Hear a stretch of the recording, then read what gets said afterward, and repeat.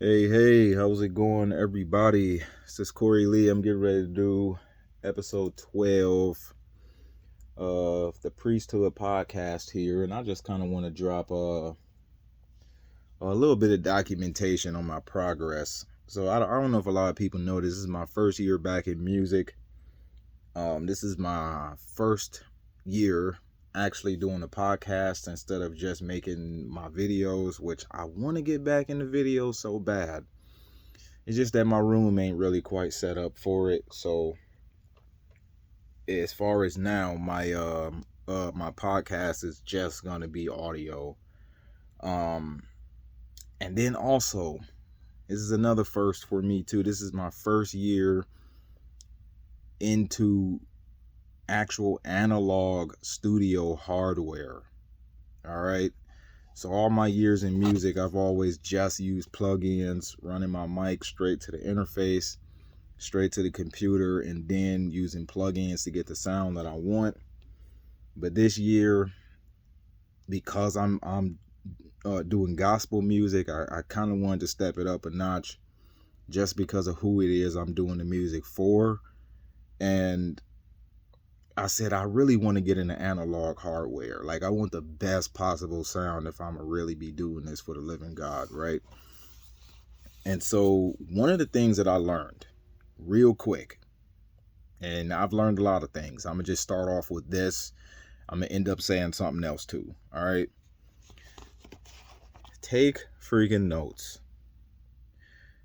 If you have never used analog hardware before for your music, anything, even if you're just making beats and you want to route, I just got another beat making I just got the beat making program again. I haven't made beats in like 10 years.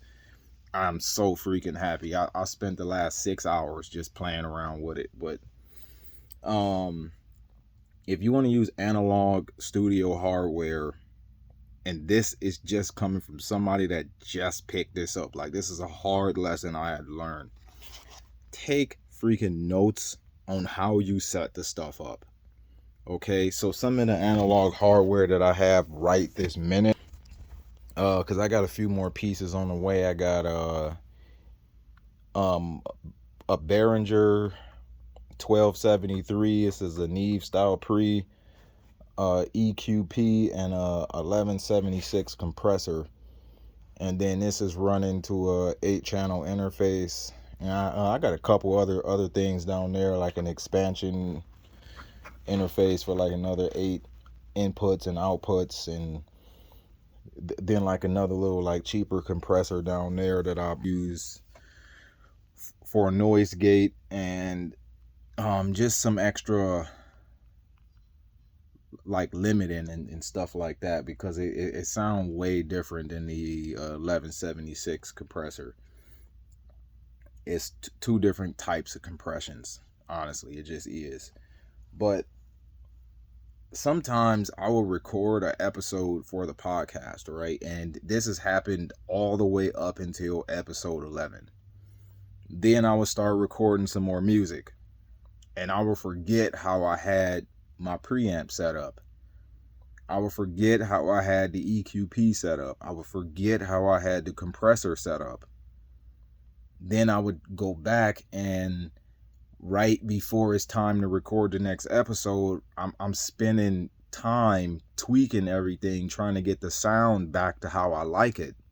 So what I did was, the last episode I did was called Just Stop Being a Liar. I'm talking about the 10 Commandments here. I literally had to write down every individual setting I had. Literally every individual setting. Even the simple fact that I used the negative 20 dB pad on the interface. Every setting. So that way I don't have to get through off track just trying to get the audio into the program sounding the way I like it versus how it sound before I get started. Because I have spent hours, literally hours, just trying to figure out, why don't it sound the same way I did before. And so episode, I believe that was 11. Don't quote me. I think that is what it was. That was the sound that I liked the most. The EQP sounded right. The compression sounded right. The noise plugins, like I even get a FX. Sorry, I even got a FX chain inside the program. That was a tongue twister. FX chain, and inside the program just to pop everything back up again. And then I just know, okay, that was an insert. So like instead of tracking through all of it, I recorded through all of it just using the preamp straight to the interface. Then I went back and then I bounced the track through through the other hardware. It sound way different mixing through the other hardware than it is tracking through it. I don't know why. Even when all settings are the same, it just sounds different. Now, sooner or later, I do plan to have an actual note that I take just for tracking, like so that way I can track with them settings instead of recording it all the way first, then letting the whole thing play while it's saving after that. But it just sounds different. You're gonna learn too is that different types of hardware got different sounds. So like these are I believe like these are transformer based. These have transformers too, but tubes, and this is transformer based as well. So even with the EQ off, right, like let's just say I'm passing my audio from this through this with the EQ off and then to the interface, it sounds different than if I was passing this straight to this. Even with the EQ off, if I was passing it through this too, it just got a different sound to it. And those are other things you might learn too, just based on the overall theology of the circuit. I believe that word is theology, or is it philosophy? I think it could be anything. Just based on the circuit philosophy or theology, it will alter the way it sounds, right? So sometimes you might have something on bypass and you like, why do it sound that way? And it's like, because you running it through another set of transformers and tubes and this, like you just got to think about stuff like that. And another thing I want to say is this, for anybody that is scared to get in the studio hardware because they spent most of their life in plugins like I have. Since I was 16 years old, I'm 34. I have used nothing but plugins. Analog don't necessarily sound better than digital because people got different meanings behind better, right? It just sounds different. It's like analog, it sounds analog, like like it's a way to say it that I don't know how to say it. It just don't sound like you processing it with a computer program. It sounds like you listening to it straight over a microphone and that person's voice already sound processed like that. It don't sound like you running plugins. It's a different sound. It's not a better or worse sound. It's just different. Because I have times when I will record things and just the plugins would be the sound that I want. And it could literally be the same plugins emulating the hardware. Like I've got a Neve 1073 plugin. I've got a EQP plugin. I've got an 1176 plugin. I could put the same settings, the same gain level, everything. It's a different sound because everything has a different theology or philosophy or a protocol that it goes through to be able to get the final sound. And the sad part about it is plugins will never do exactly what analog gear does.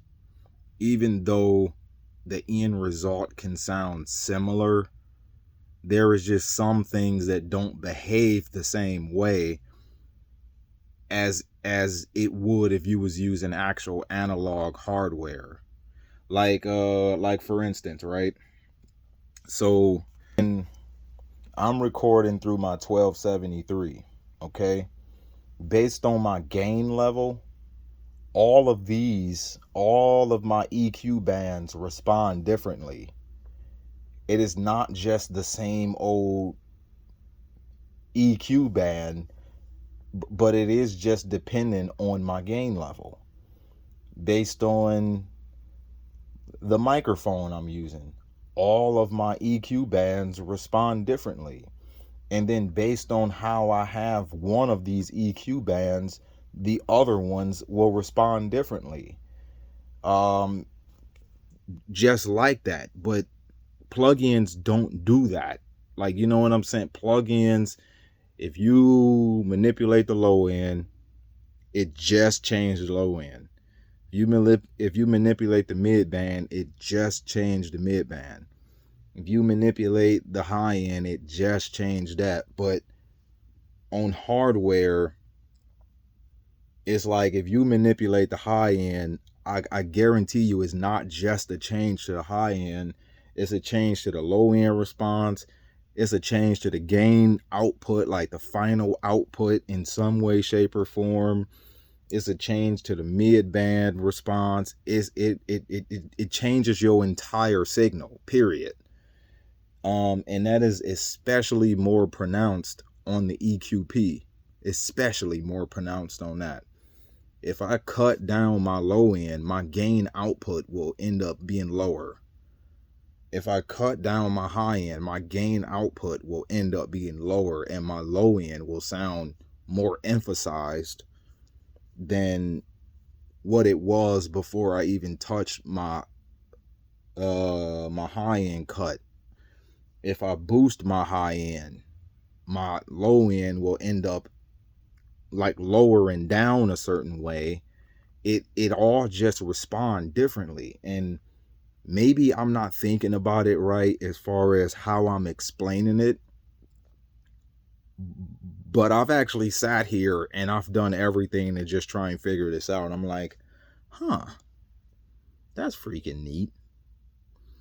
Another thing you also want to know too, with using analog hardware, if this is going to be your first venture like it is mine, it is not necessary to use just as many pieces of hardware as you would use just as many plugins.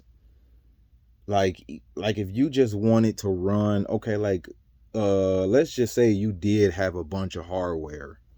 There's going to be times when you might just use one piece of hardware and then like finish mixing whatever you're doing with plugins. Like, just because you have it does not mean you have to use it, because it might not get you the sound you going for, and a plugin might be a much better approach in order to get you to your end goal. Just because it's there does not mean it's going to make your sound better. You are much better off just using plugins unless you are willing to accept that. I understand how some people can be. I spent the money on it. I need to get my money's worth. But it's like, yeah, I get it, but that's not going to get you the sound you looking for this. Even though you might use the same hardware emulation in a plugin, the plugin will ultimately get you where you want to go, not just faster, but better.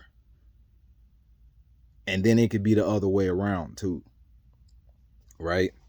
And then another thing you want to know too is that the more pieces of hardware you use, the worse your sound will end up being. And that's mostly if you want to record through it, not mix what you already recorded. You want to get a clean sound captured first.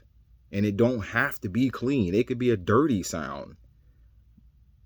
But it's gotta be like the most basic form of what you want to start working with. I really don't think that I'm going to be the kind of person that might record a lot through hardware. I mean, after all, you do got to record through some hardware. But I would much rather mix through it than record through it, specifically because I'm a perfectionist, right? I'm not one of them kind of people that just like, yeah, I'm about to nail it straight up. Like, no. I want to be able to tweak it before and after and all of that other kind of stuff. Like, I like the way it sounds when you already capture it and then you run it through the hardware versus when you just running it all through the hardware. It's just too unpredictable. Like, you don't know what it's going to do. You know what I'm saying? It's just too unpredictable. I can make whatever change I want to make in the program with plugins before I even run it through hardware, because then I can manipulate how the hardware respond based on the actual frequency that's going through it. But if I give it all I got up front, then I don't really got that kind of control. You know what I'm saying? So those are just some of the things that I learned. So yeah, I would say if you got any questions, leave them in the comments, but maybe I should be the one asking the questions here. So yeah, I do plan on getting some different tubes for my EQP. I think something might be, you know, fairly cheap about the tubes that are in there, because the distortion level, it reaches distortion a little too soon, like sooner than it should. Really, it's completely different response when you mixing through it versus recording through it. And maybe it's just supposed to sound that way. I don't know. But then sometimes I find that it actually sounds good, just depending on what I'm recording. Not all distortion is bad distortion. Most people like hardware because of the kind of distortion that it has. That's another thing you want to know too. Just because it's distortion does not mean it's bad. Some distortion is good distortion to have. And you hear it all the time in music and you don't even know that's what that is. You just think that's how they mixed it. It's like, no, that's distortion. Like, that unique sound you hear, that's distortion. You just don't know it's distortion because the hardware make it sound musical. Like, it's a lot of ways to make sugar out of what you would call crap if you were just using, you know, plugins and mic straight to interface and stuff like that. So yeah, that's pretty much it. Oh, and then another thing you want to know too, another thing you do want to know, this Behringer 1273, they should have charged more money for that. I'm not lying. That thing sound good. Like, dead serious. Oh, the reason I was bringing that up, using a external preamp, it does elevate your sound than just using the preamps on the interface. I don't care what brand of an interface it is. Using an external preamp will get you a much, I don't even want to say clean, because clean is just depending on what some people think it is, right? Because I can get a nice colored sound out of this preamp and it's still got a cleanness to it that trying to do the same thing in a plugin won't have. But it does sound more 3D, realistic. It just really do.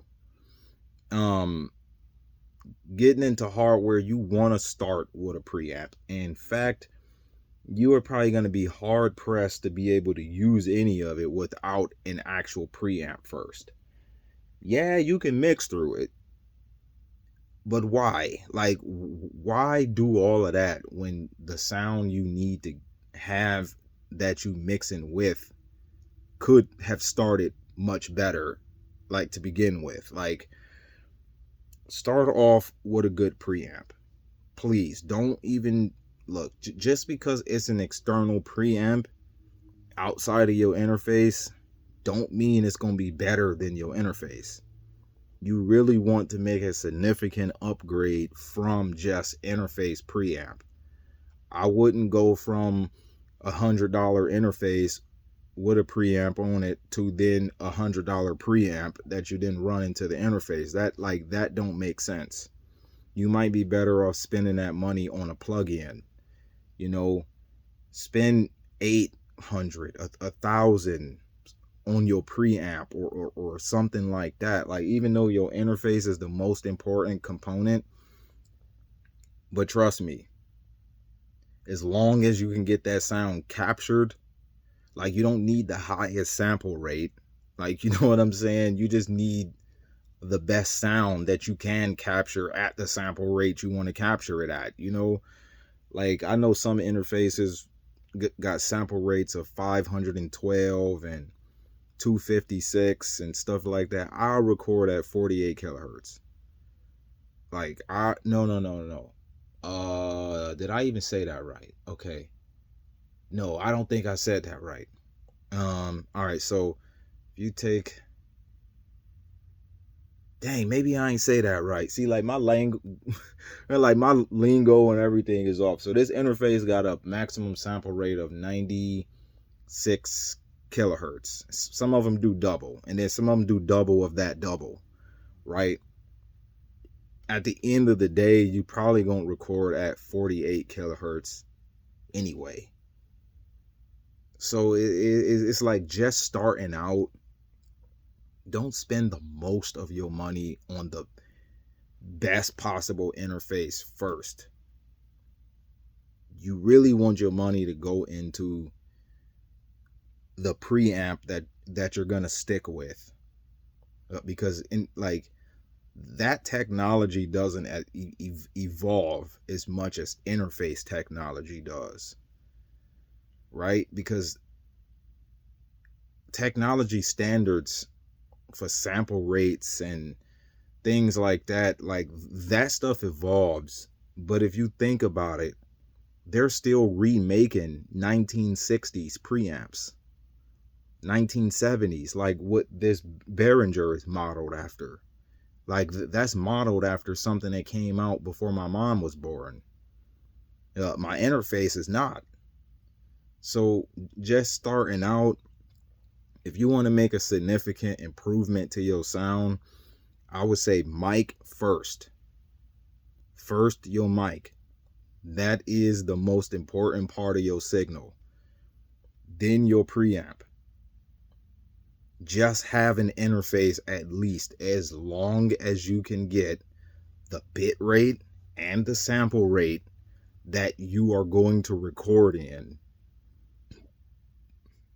But it's got to be like, the highest sample rate you can record in has to be higher than the one you are going to end up recording in. Because, like, let's just say this interface did a maximum sample rate of 96 kilohertz. I guarantee you it is not going to be very good 96 kilohertz, right? Now, if it did something higher than 96 kilohertz, by the time I drop down to 96 kilohertz, it'll sound better at 96 kilohertz than it would at the highest range. But most people go to 48 anyway. So as long as you got, like, as long as your maximum sample rate is double of what you will use, then you know it's going to do it well enough. You know what I'm saying? But your preamp and your mic has to be your two most significant improvements. Two. Not your program, your computer, All right, yeah, like that go without saying. Like you don't want to be trying to do all this through an iPhone. Um, and then another thing too is room treatment. I don't have room treatment. The reason I like recording in this room is because it's filled with so much stuff that it basically is room treatment. So until I get this room all sorted out and I get all my stuff here, then I worry about that. But as of right now, like all of these bags full of stuff and mattress sitting up there and everything like that is my room treatment. And that's also important. And if you can't afford to get the best room treatment, like let's just say you got soundproofing issues rather than sound treatment issues, like soundproofing is I can hear the traffic outside, right? Like that's a soundproofing problem. There is a plugin that you can use that will take most, like 99% of that stuff out. It's called Supertone Clear. That plugin is a must-have for anybody getting into a home studio. That's just as important to have as the program you mixing and mastering on, period. That should just go without saying. You want some kind of AI noise reduction program, especially if you got a cheaper mic and it's got self noise that you don't necessarily like. That do a good job. Get some kind of plug-in like that. That's just include that as part of the package, because that's gonna make your overall sound, especially when you're doing something like a podcast and you can't have noise in the background at all.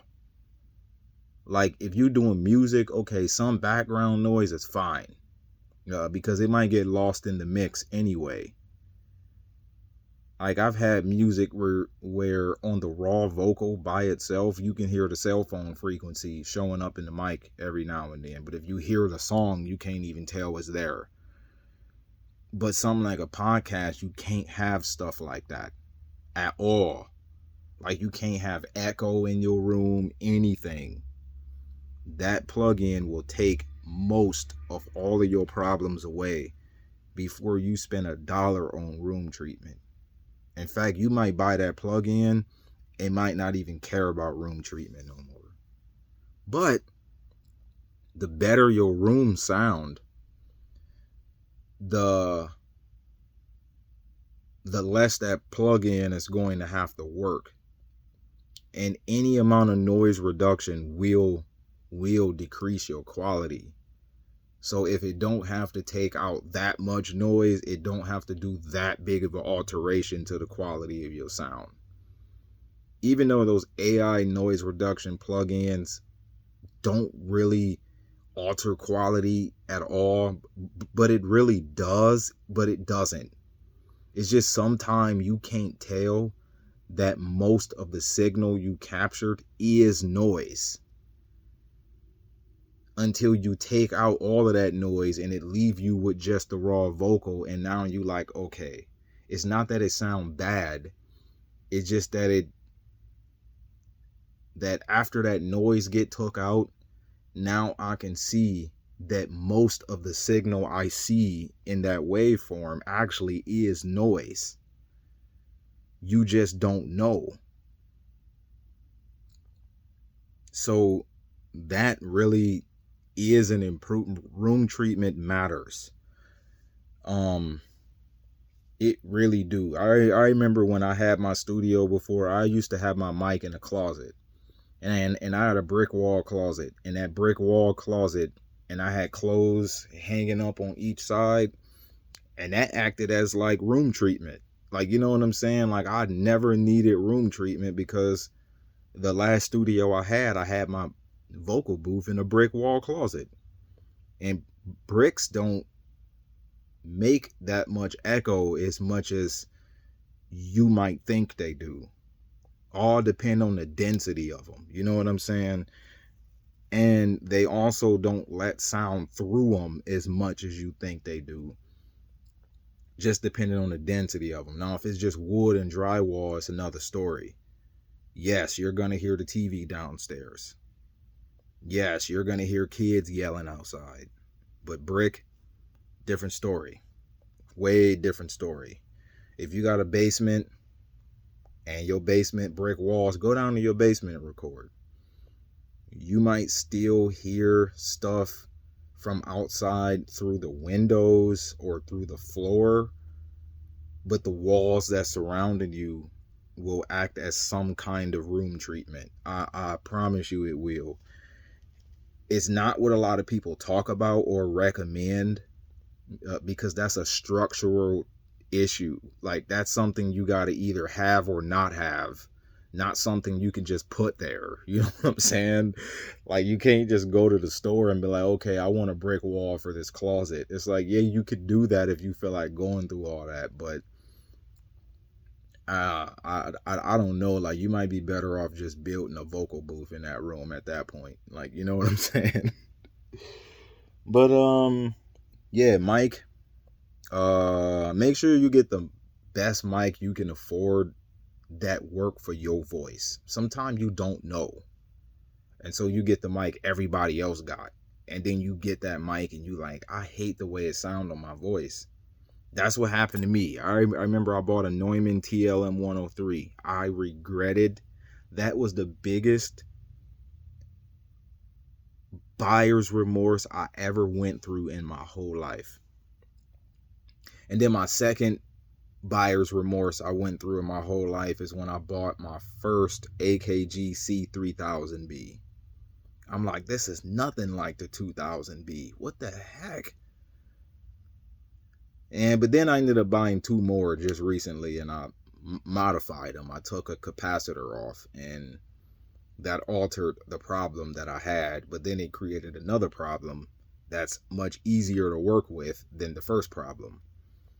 And so the first problem with that mic was it had too much high end. Then after I took out that little cap that was creating that high end boost, it was routing some of that signal through a EQ curve. Took it out. I ultimately had a little more output to work with, but then I noticed why they did that like that. They did that like that because the mic has too much low end. So I'm like, what? That's the reason they did that like that. Because some people don't know why some people do certain EQ curves on microphones until you actually modify that part you don't like, and then you run into something else and you're like, okay, so they routed some of that output from everything else to then give you that high-end boost, and then you take that high-end boost out and your output levels out, and then you got this big low-end boost starting at 500 hertz on backwards. You like, nah, I definitely don't want a vocal like that, but like, it's easier to take that out, you know. And then I also figured out why on the C3000B the high pass filter starts at 500 hertz. Now I see why. I'm like, okay, I thought 500 hertz was doing too much. Most people only want 100, 200, something like that, but y'all gave it way at 500. I'm like, okay, now that makes sense. Now I know that's beside the point though, but sometimes you just might want more than one mic. Like, you know what I'm saying? But just get a mic that's got an EQ curve that you think work better for your voice. Just because it's an expensive mic don't mean it's gonna work for you. It's just most of the time more expensive mics will suck less on more things. It's not that it's better on everything, it just suck less on more things. So like, there's more things you can do with that mic that won't make that mic a bad option versus it just being a great mic for everything. It's like, no. Like, if you averaged everything out, it would suck less on everything versus you thinking it'll be awesome on everything. That's what more expensive mics are meant for. But sometimes you might got that cheap $100 mic that you really like on just your voice. Like, you don't like it on nothing else, just your voice. Sometimes you just need to play around, watch tutorials, reviews, stuff like that, and just hear how other people's voice sound and see if it sounds similar to yours, and then see how it sounds on their voice. And then buy it used. When you buy it used, you find out, okay, this got a big problem. Okay, now I know not to buy a mic that sounds like this. And sometimes you can kind of know how it might sound just by looking at the frequency response chart. That only tells you so much. I mean, because you got other things that go into how it sounds, such as what material it's made out of. What is the density of that material on top of what it's made out of? The shape of it would also affect how it sounds. All right, look, now let me give you an example, right? Hold on. All right, so like this, right? Like this is my C4000B, right? Now this got a certain type of sound to it that I couldn't understand at first, and I wish I had another hand, but wait.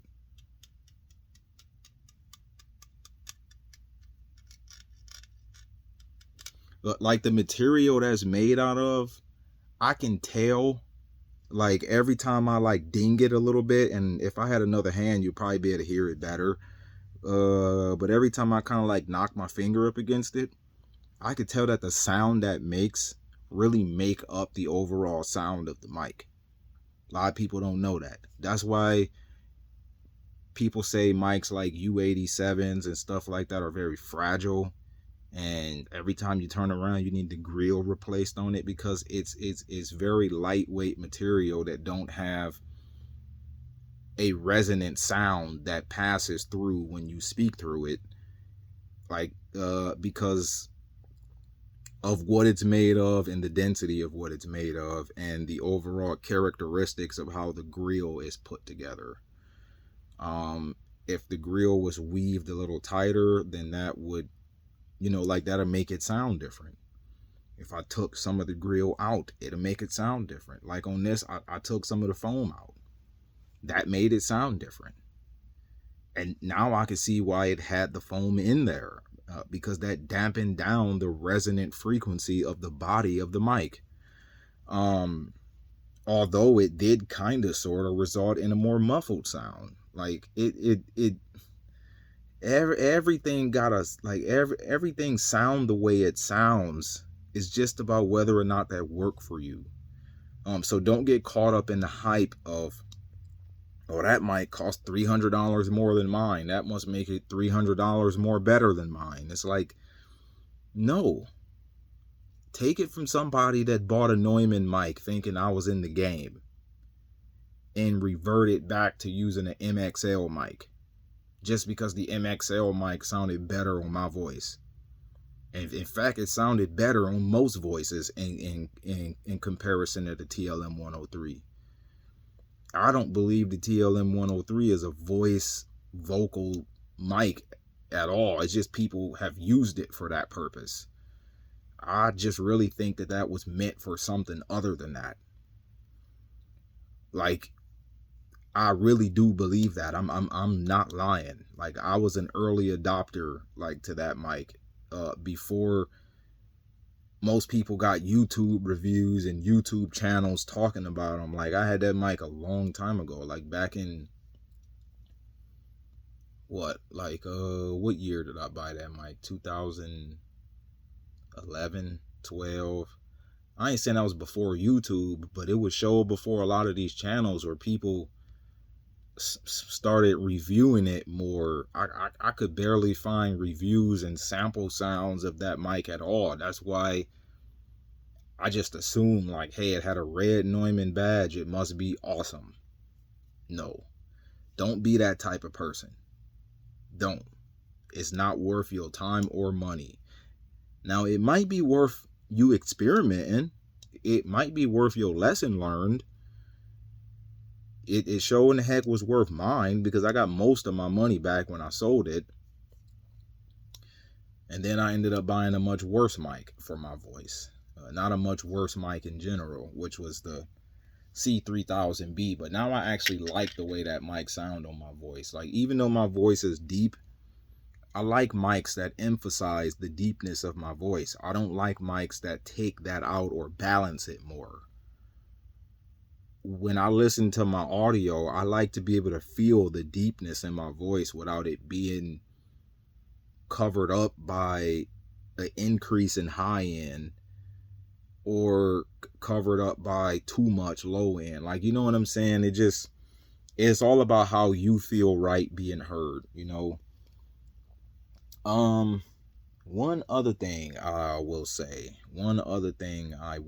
cables. Make sure you get good cables. Don't be a cheapskate on cables. Especially if you have a cell phone by you when you're recording, or you got a Wi-Fi router somewhere by you. You will hear that frequency through those bad cables. Don't even set yourself up for it. You better off spending double the money per cable than having double the problems later. Like, money is what you spend once. Problems are what you will have all the time. And then you still gonna end up spending the money anyway. Just get good cables, please.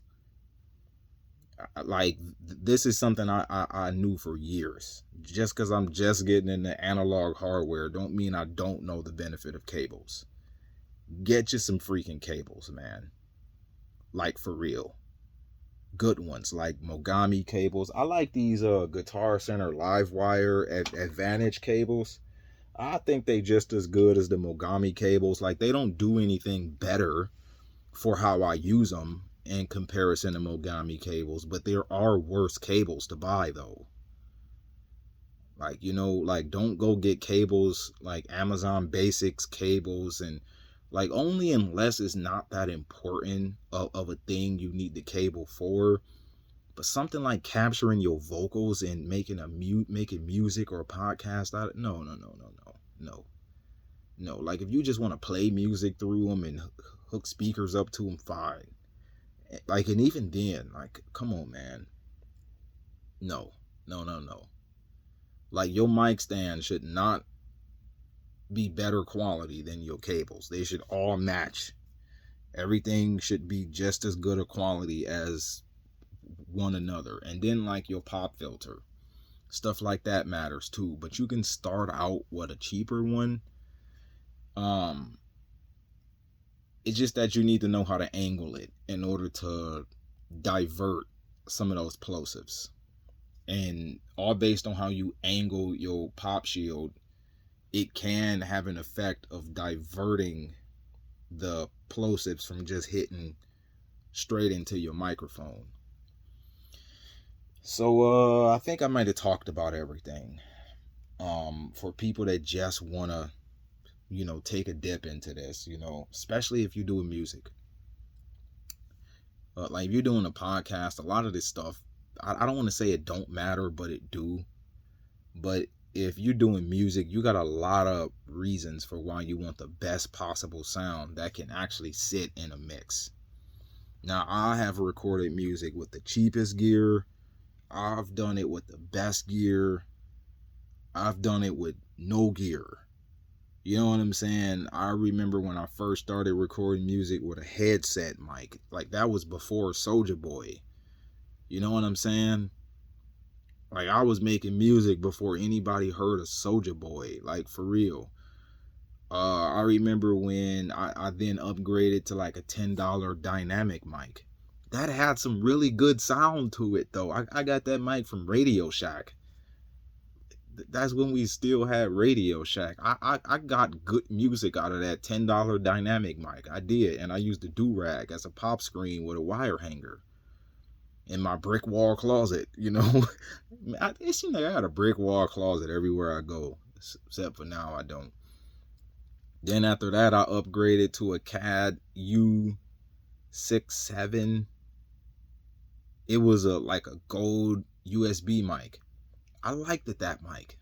That mic had some good sound to it too. Except I couldn't pair it with preamps. And then I traded that mic for an AKG C2000B. That was the best mic I ever had. The AKG C2000B. I like it better than the 4000, and I still didn't buy another one yet. Still. The only reason I like the 4000B is because it got hypercardioid. That's it. Other than that, I would probably be using the 3000 right now. But that hypercardioid, it do help cut down on outside traffic noise. It really do. Some difference is a significant difference once you add noise reduction to it, because the more noise it got to take out, the more you gonna realize your quality is not that good. It's not that it diminishes your quality. Like a standard noise reduction would diminish the quality, but an AI noise reduction don't work that way. It take out everything that is noise without altering the voice. And by the time you get nothing but the voice, you realize most of the signal you captured was noise. And you ain't got what you thought you had, you know?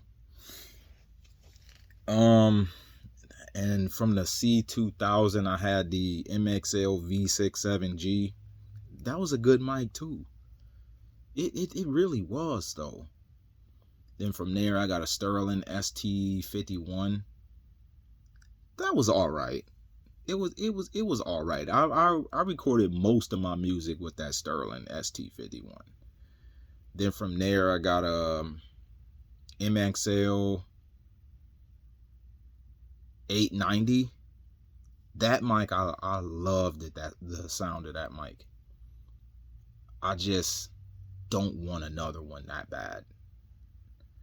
Like, there's other mics I would much rather have over that, but I liked the sound of that MXL, both of the MXLs, over the Neumann TLM 103. The Neumann TLM 103 was cleaner. It just, my voice didn't sound like the way I want my voice to sound like through it.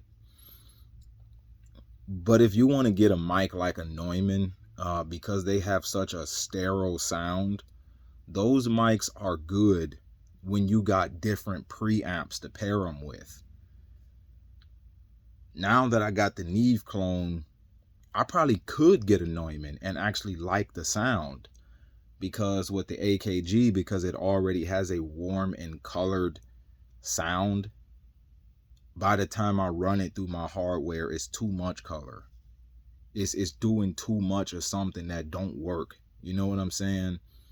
So like, I wouldn't mess with a mic like something that's so clean and sterile like a Neumann until you know you got the preamps and stuff like that to pair with it.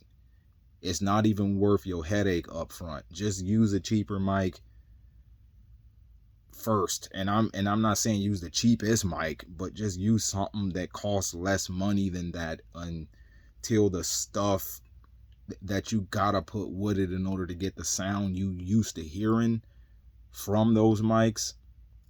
And I mean, like, you can do it any way, but all I'm saying is that, like, the reason those mics, people like using those mics that sound so clean and sterile, like the Neumanns or the Sennheiser MK8, that's a good mic right there. The Sennheiser MK8. If you like the sound of the Neumanns and you don't want to spend that kind of money, the MK8 is a good mic. And in fact, that's my next mic. I might not even look at a Neumann after getting that MK8. But like a mic that already got a lot of color to it, like the AKG 4000B, I don't really want to be running that through tube gear and different sets of transformers and stuff like that, because the sound already has a tone and a color to it that I don't want to end up being too much by the time I run it through this and then run it through that and all of that kind of stuff. It really just depends on what you got to pair with what. Like, you know what I'm saying? It's almost like you asking me, right, what's a good mic, right? Like, right? And I'm just basically gonna say, well, it all depends on what preamp you want to pair with it. All depend on your voice, and it all depend on what other things you want to do with it too, and your budget. And then, like if I want to use the same type of analogy, you asked me, what's a good pair of shoes? Well, it all depends on what you need out of shoes. Do you need them to be work shoes? How is your foot made? Do you need something more flat? Do you need something more curved? Are you going to wear those shoes to the gym and work? And like, you know what I'm saying? It's just different, you know? It just different. Like there's days I would much rather wear my Vans. There's days I would much rather wear my Jordans. There's days I much rather wear my Vans with a heel cup. And there's days I much rather wear boots. It just really depends on what I'm doing. Not all of them are going to be equally comfortable across the board just because they're comfortable for something.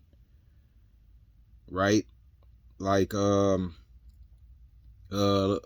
Vans are comfortable to walk to the store in.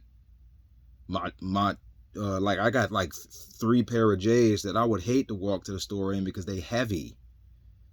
And they supposed to be tennis shoes. Like, if I'm standing in one spot, fine. If I'm playing basketball and I need support on my feet, fine. But if I'm just doing something like walking to the store, I don't need all that. It's especially that added weight and that added thickness at the bottom. And nah. And it also depends on what job you work. If you need the shoes for work, okay, what do you do for work? Do you just stand on your feet in one spot in the same spot all day? Or do you move around all day? Do they gotta be steel toe? Like I don't like. It's the same thing when it comes to microphones. It's literally the same thing. Like, it seemed like ever since people that I know from my past knew that I was getting back into music, I got so many questions about music related stuff. I'm like, I don't know. I'm just as lost as y'all is about a lot of things.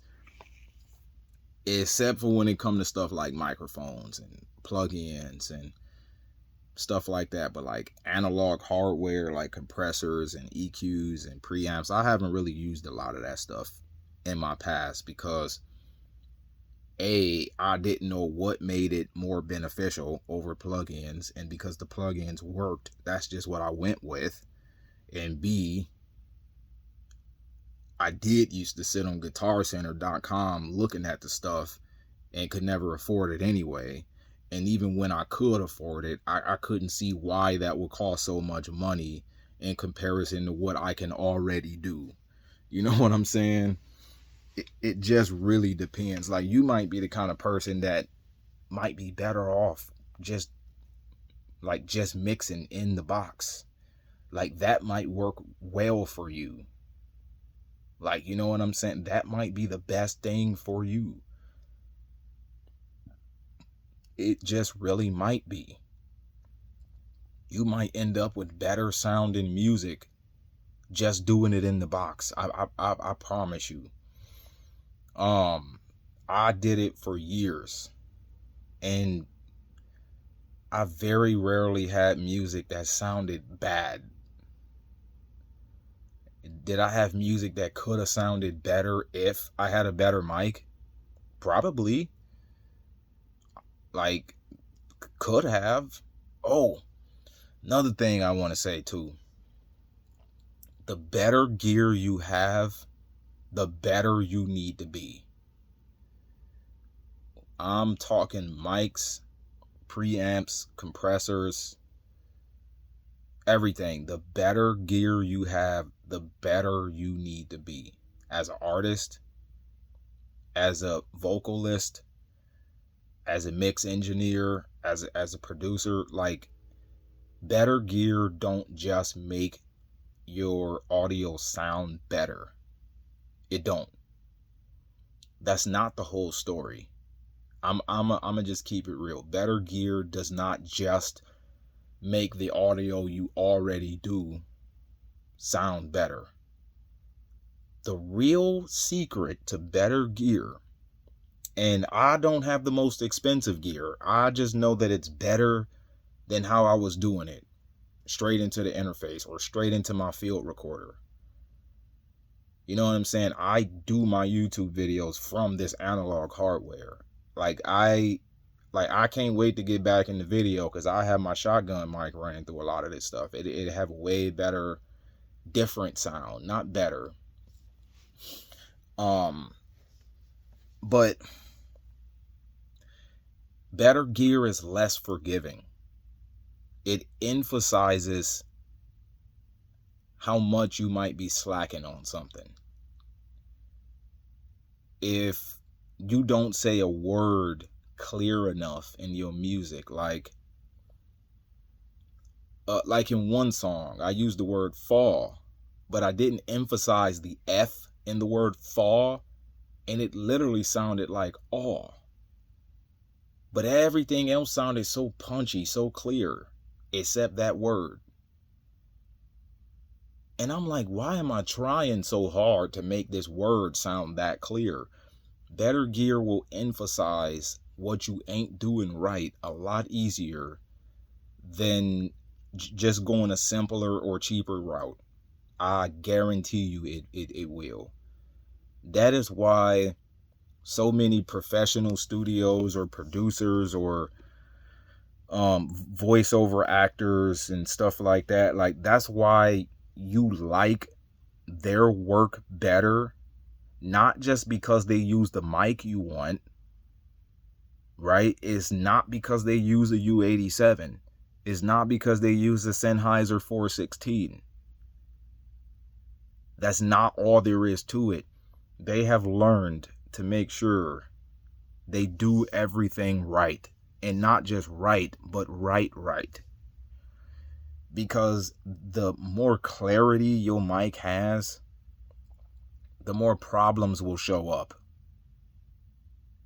If you swallow your spit, you will hear it. If you make a mouth click, it will pop up and it will stick out like a sore thumb. If you don't say something clear enough, it is just way too apparent. And they have just learned to be better performers behind the microphone in order to make that better gear work out for them. That really is it. See, sometimes you can listen to samples of what this mic sound like, what do the Sennheiser 416 sound like doing podcasts, and it's like, what you really don't know is that they can probably do the same thing on something cheaper. Like, they can probably do the same thing on an MKE 600. It's just that because they're using a microphone that is a lot less forgiving, they have to perform better, and they just got used to working that way. Like, that's another thing you want to know. Honestly, like, you just really want to know that. Like, a good microphone for podcasting that is very forgiving, the Sennheiser MKE 600, like, it's a lot you can do with it, but it is still a shotgun, and you're gonna have shotgun problems. Like, you can't be moving around back and forth like this the whole time and expect to hear yourself the same. But as long as you generally will stay in the same spot, like, that mic is gold, especially for the money. That's like a baby 416, and the Sennheiser 416 is what most movies are made with. Most dialogue with movies are made with that mic. The MKE 600 is not that much cheaper sounding in comparison to the cheaper price. I would say it's 90% there, 30% of the price, honestly. Man, what else?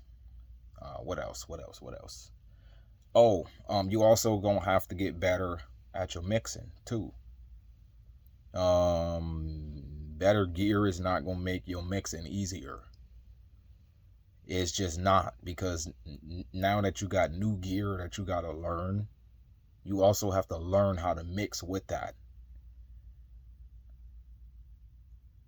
After you learn how to mix with that, it'll be easier. But like now that you got something else you incorporating in your process, like you gotta form a new process. Still the same fundamentals though. It's just now you got a different approach. You might need a different EQ curve than what you normally do. You might need a different amount of compression than what you would normally do. Stuff like that. Like you might need a de-esser more often. You know what I'm saying? Like you're gonna find yourself with some weird EQ curves that you never used to do because now you are bringing so much out that it's more important to have things under control.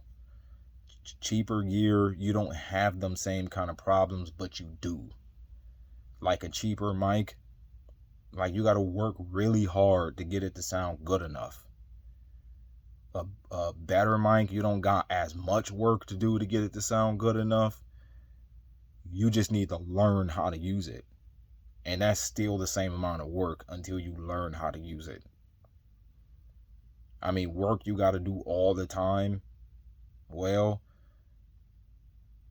like, you might be better off going to work, saving the money, and just upgrading your mic instead of having to spend so much time on your mixes just to polish a turd. It all average out the same amount of time. If it take you 2 hours to mix what could have been done in 1 hour, by the time you get through,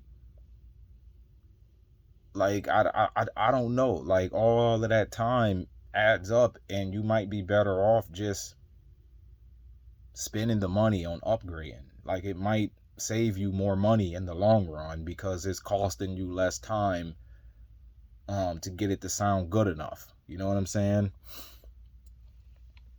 Every ounce of time you spend is costing you money, whether you know it or not. Even how you spend on your off day, that's costing you your off day.